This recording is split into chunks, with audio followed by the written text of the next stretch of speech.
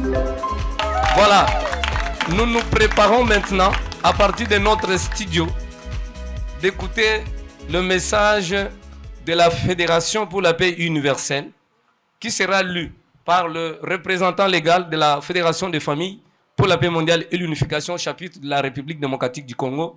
J'ai cité le révérend Flori Mawanga Bambuta. Il va livrer ce message de UPF Afrique. C'est le continent africain qui a envoyé ce message qui serait lu par lui-même, et il faudra aussi en faire un petit commentaire parce que c'est une personnalité qui a plusieurs casquettes. Il est à la fois attaché à la chorale, pour être l'émanation de la chorale, il est à la fois attaché à la Fédération des familles en tant que représentant légal, et il va lire le message du continent au niveau de la Fédération pour la paix universelle. Alors recevons avec des salves d'applaudissements le représentant légal de la République démocratique du Congo, révérend Mawanga Bambuta. Recevez-le avec des applaudissements. Voilà.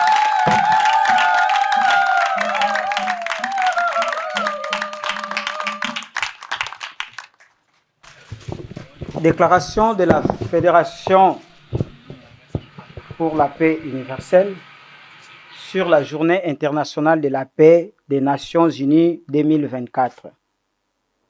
Construire une culture de la paix en tant que famille humaine unifiée.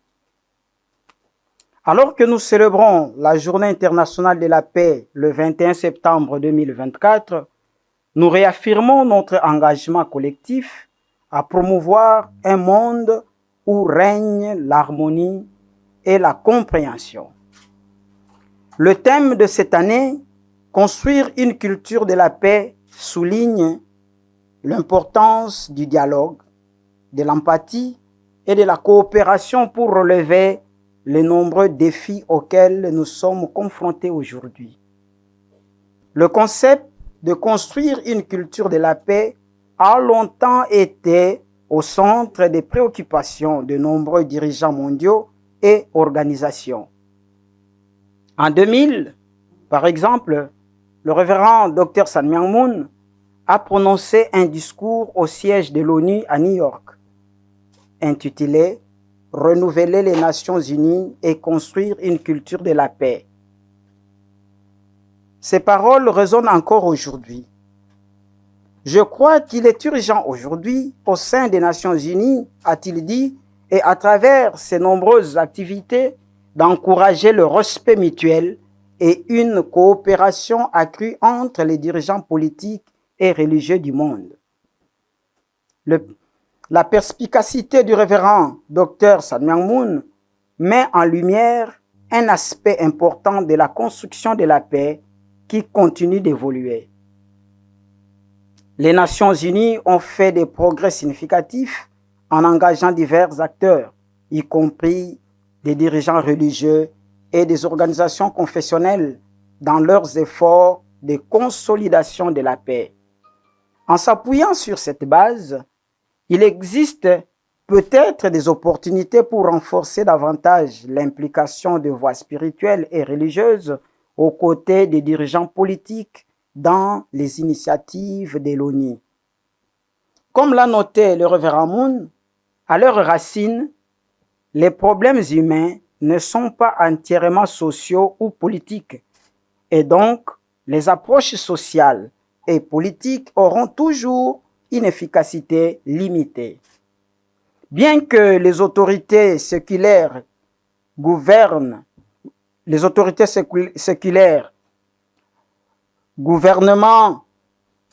de la plupart des sociétés humaines, la religion est au cœur de la plupart des identités nationales et culturelles.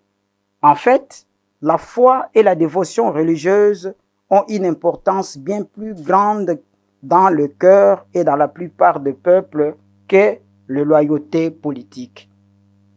Cette perspective souligne le potentiel d'une approche plus holistique aux défis mondiaux.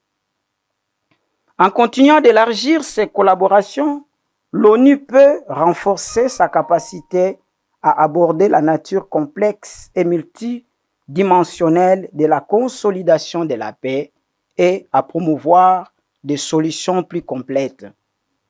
Dans une époque marquée par des conflits les divisions et les inégalités, nous devons nous rappeler l'identité fondamentale de toute l'humanité en tant que famille unique sous Dieu.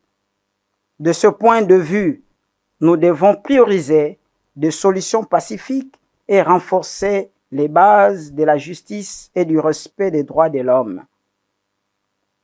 Il est de notre responsabilité commune de cultiver des environnements où de voix diverses sont entendues et valorisées, et où la paix n'est pas seulement l'absence de violence, mais plutôt la présence d'équité et d'opportunités pour tous. Saisissons donc cette opportunité pour engager des actions significatives, promouvoir l'éducation, soutenir des initiatives de résolution des conflits et renforcer la résilience communautaire.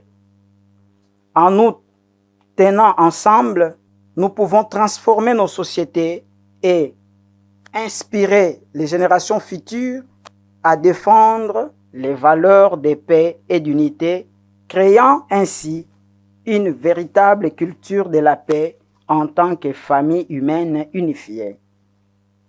En ce jour donc, sous l'impulsion et la réponse à l'appel de Dr Hadja Anmoun, la mère de la paix, nous appelons les individus, les communautés et les nations à renouveler leur engagement pour la paix et à œuvrer sans relâche pour un monde où chacun peut prospérer en sécurité et en dignité.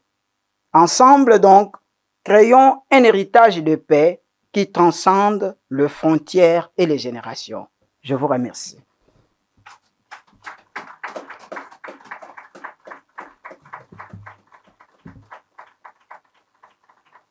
Bien, ça c'était le message de paix qui nous est transmis et nous l'avons lu fidèlement du siège de la FPI au niveau continental. Certainement, c'est signé Dr Zinsou Paterne, que nous saluons en passant parce que nous savons qu'il finira par nous suivre à travers les antennes de PCU TV.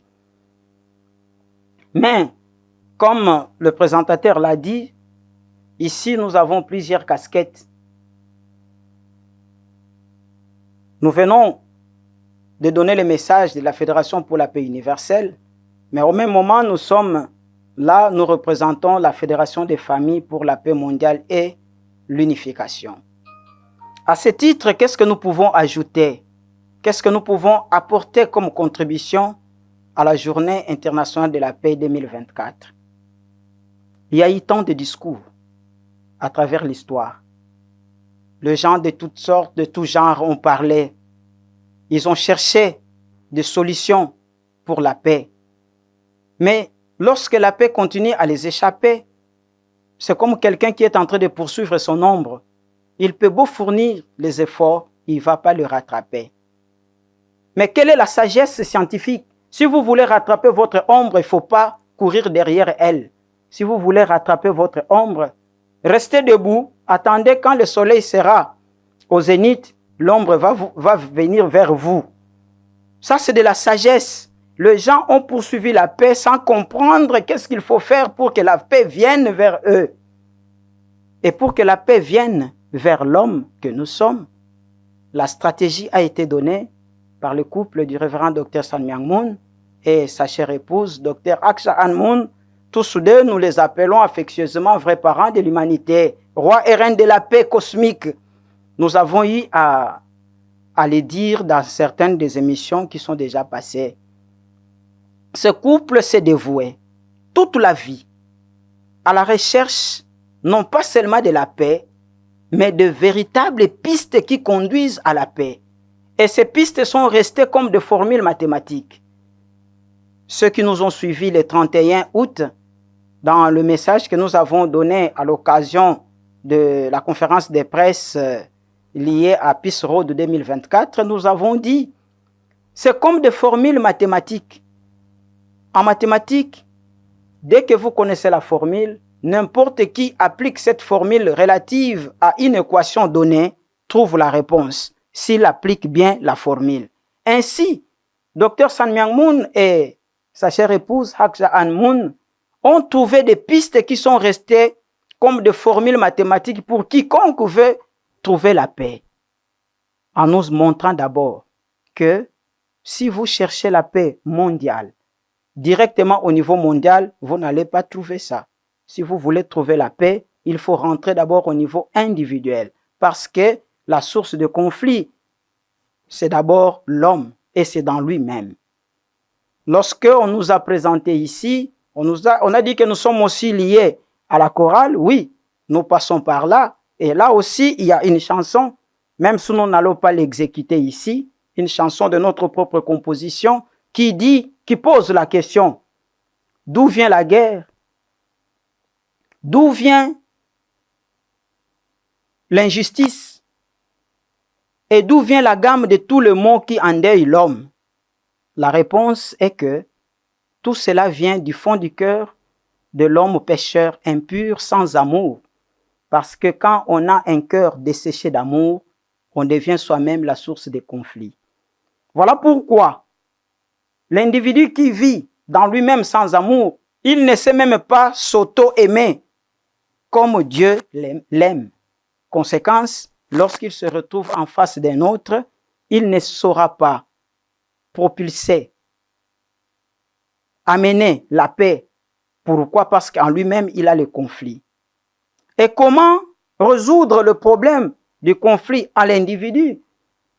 Si je parle comme pasteur, je me réfère à Saint Paul dans la Bible qui est en train de pleurer.